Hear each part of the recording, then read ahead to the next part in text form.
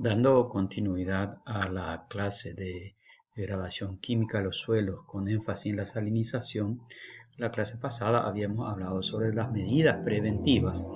Entonces queremos dar mayor énfasis a lo relacionado al sistema donde se mantienen cubiertos el suelo con una cobertura sobre todo vegetal.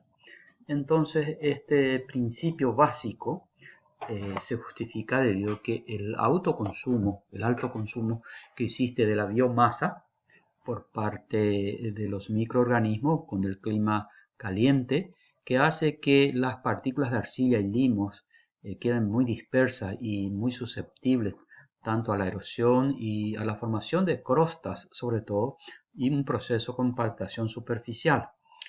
Esto genera la reducción de macroporos y el aumento de la microporosidad, que asociado con la napa freática superficial, eso hace que el flujo ascendente del agua dejen las sales en disolución y queden depositadas en la superficie del suelo por el proceso de evaporación continua por los ambientes cálidos.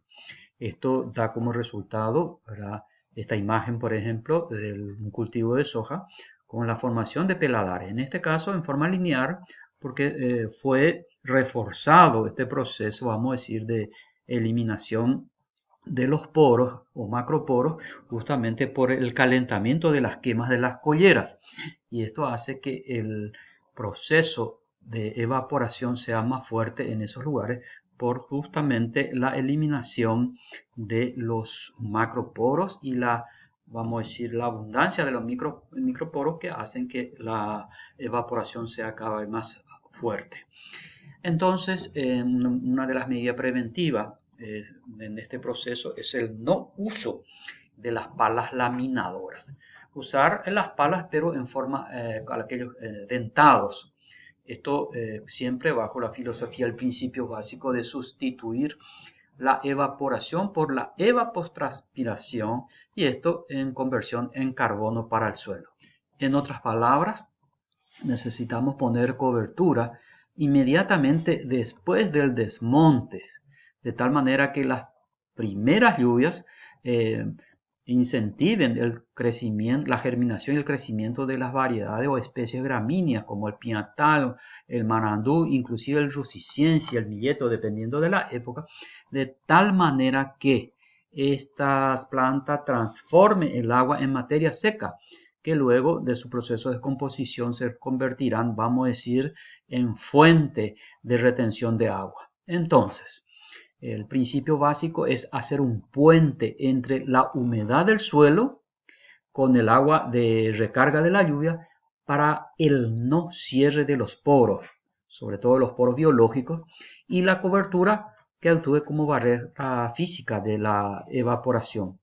Posteriormente a ello, realizar las labores correspondientes como el paso del rolo cuchillo, la desecación y la siembra del cultivo que corresponde, vamos a decir. Entonces, la idea principal es, una vez terminado el desmonte, iniciar con la gramínea, de tal manera a asegurar las estructuras que permitan la infiltración del agua y genere la conexión, vamos a decir, entre la parte de arriba con la parte de abajo. Y en este caso el centeno, al ser una especie fibrosa que contiene más lignina, su duración es mayor y una fuente de carbono mucho más alto. Entonces ello es fundamental debido a que la materia orgánica es responsable del 20% de los poros en el Chaco. Entonces el objetivo es una permanente cobertura entre cultivos, de ser posible, de tal manera que el carbono se traduzca en estructuración permanente del suelo. Eso permite el almacenaje de agua y eso vaya habiendo una constante evapotranspiración. Esos son los principios básicos de las investigaciones actualmente que permiten la sostenibilidad de la producción en el ambiente chaqueño, sobre todo en la producción de grano.